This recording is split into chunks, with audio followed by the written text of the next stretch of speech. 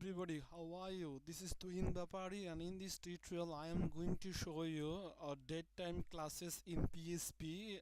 As a web developer, sometimes we have to work with date and time, and if you life, if you build a chat system or a user comment system, then you obviously use datetime. There's some datetime function like date, like time, str str to time, and this type of function. And now function is really cool, but the main problem is that function works differently. There have no relation between one function to another, so we have to write a lot of function to achieve a work, to achieve our goal in datetime. So let's start our tutorial. First of all, I want to open my blog. This is my blog, Higher PHP tutorial, and this is the URL, and this is the PHP manual of datetime class. uh, Remember one thing, that after this tutorial you do not need to use any kind of function to for datetime in PHP, and you can do everything using datetime classes in PHP, and it will very much easy, flexible, and you have to write small code. So let's start.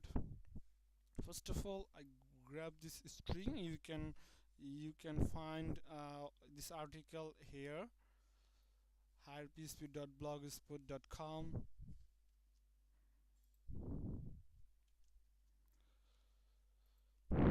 Let's comment the later part.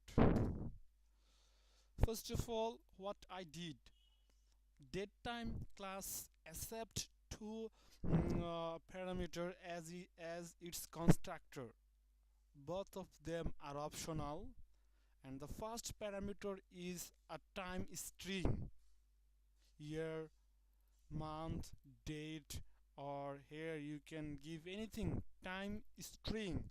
And the second parameter, it accept a date time zone, and here we just insert another object, which is date time zone classes object. You can create a object and then give give the here a object, but I directly create an object without instantiate it. So right now I live in Bangladesh, and in Bangladesh, so my date time is Asia, Dhaka. You can find available date times in PHP manual. There have a link on this article below. You can go there and find your own date time, or as your expected date time. And now dollar time, it's a date time object. You can get the timestamp of this class by get timestamp, and it will tell you what's the timestamp of this date. I think you know that timestamp. If you don't know, then just Google it. And right now, what I did, I saved the timestamp in a variable. Yes, in a variable called now, and you can use it anywhere if you want. But right now I have no need to use this thing. I can print out, I can output current date, which is that one, by another way, and that is time format. That means I have to use datetime classes format method, and format method some kind of date, some it will show you date human readable way. And here is some character which have special meaning, and I think you are familiar with that type of special word. If you don't familiar with that, there have a link in the article. Just go and in the manual. This means month, and date with prefix with suffix like ts, st, and this type of thing. And this is the day, this is year, and s means hour colon, I means minute, s means second, and capital A means am or pm. That's now I want to grab the date time of this class. That means my time class. What's the date time? I don't know. So I have to ask my object, please give me the current. Give me the current time zone. Time zone will show you the current time zone. Time zone will return a object, not a string. So you cannot echo the time zone uh, time zone directly.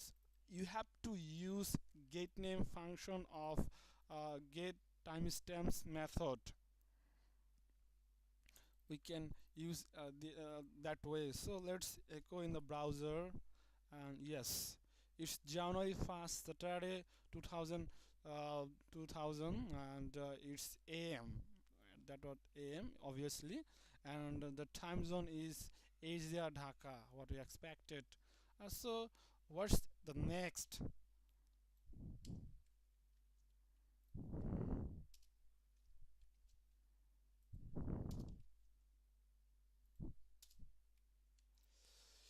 In this part, I just create a object date time 2 from time 2 from date time class, and here I did not pass any constructor parameter at all. It's blank, and date time 2. Right now I want to set date time, and it's integer. It's the integer of some year or some date. It's timestamp, and here uh, I just set my time zone. And I already told you that set time zone obviously accept object of date time zone, and again it's a formatted date time.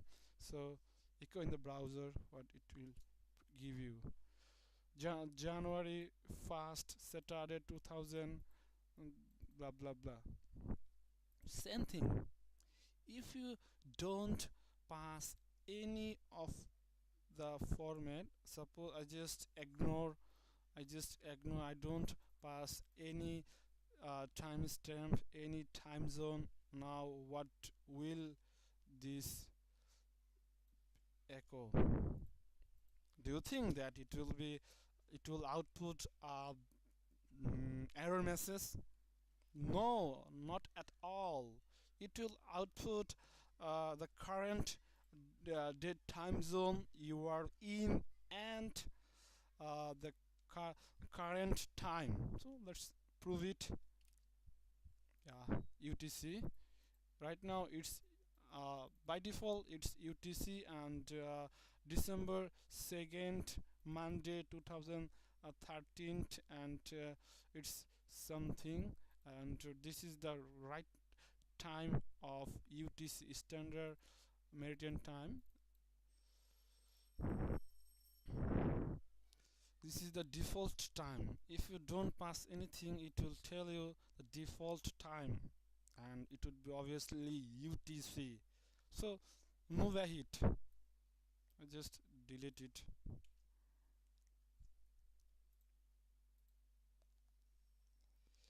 So do you want to add, suppose right now this is 2nd December 2013, and you want to add 1 month, or you want to subtract 1 month from this time.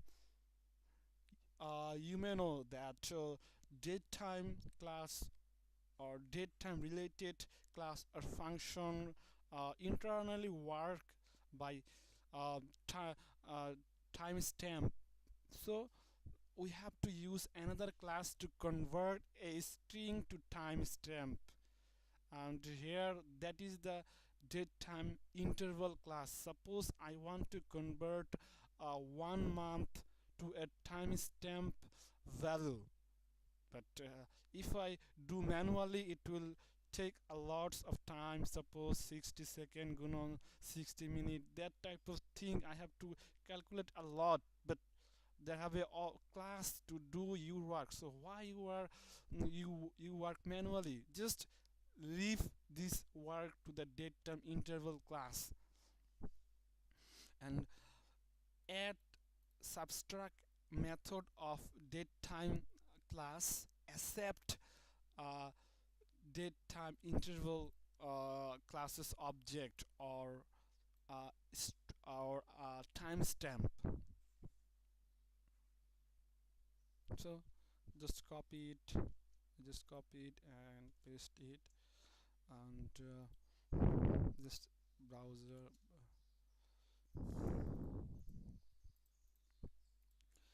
First of all, I just create a datetime class. Remember that here I just only give the time string, not the time zone.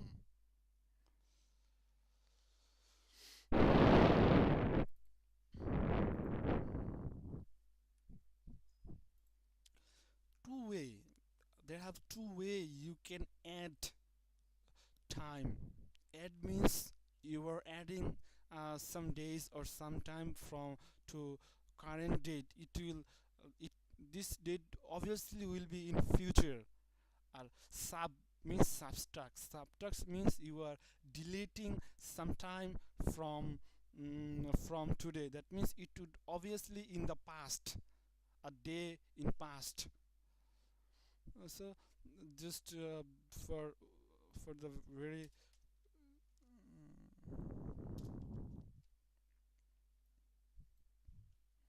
first thing first, here add new date interval. This is a class. It will convert this format, this string, as a timestamp. Had what I did. P, it's common Pacific time. You have to write P. It's must. Then 10 D. D means day. Capital Y means year. Uh, Capital M means month. S means hour, and this type of thing. And I means second. And this means, suppose I just want to add. I just want to know the uh, timestamp of 10 days, and date time interval will give you the timestamp of 10 days. And then what I did, here is the 1st January 2000, and I just add 10 day, and it right now what it, yes, it's 2000 uh, January 11. Let's add M1 1 M. That's 1 month 10 days. Oh, it's nice. Right now it's February 11, and this will add some dates what is available. If this is the current date, it will add 1 month 10 days to the current date, and it will obviously will be in future. And here is the format again. I don't want to explain anything. If you don't know, then just go the PHP manual and write datetime format, and they will show a lot of spraying. So just they have a better approach. They have a better approach to do this, and I'll show you. Uh, Wait. Here, datetime interval scope resolution create from date string. What does it do? It will convert this string. It should not be any formatted string like this one. Just write what you want. 10 days, 1 month, 10 days, 10 years. That's not a matter. It will convert this string uh, to its relay to its timestamp. And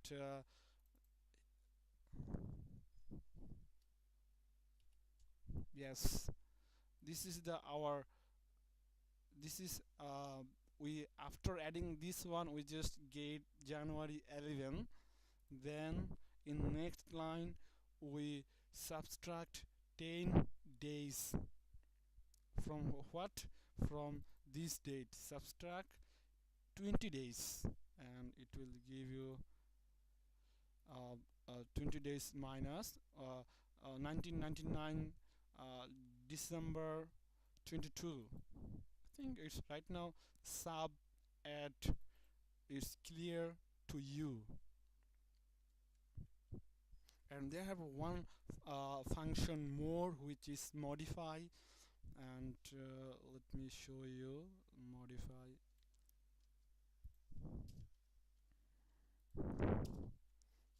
That modify accept a string and 30.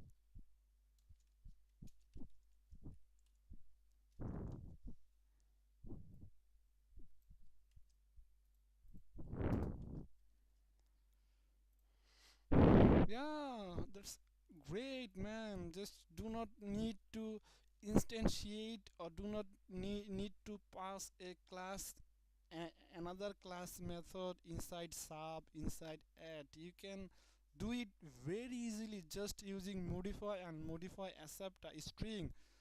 If I minus something, that what does it do? Oh, it's subtract 30 days. Just using minus 30 day minus 12 month 50 days. That what does it?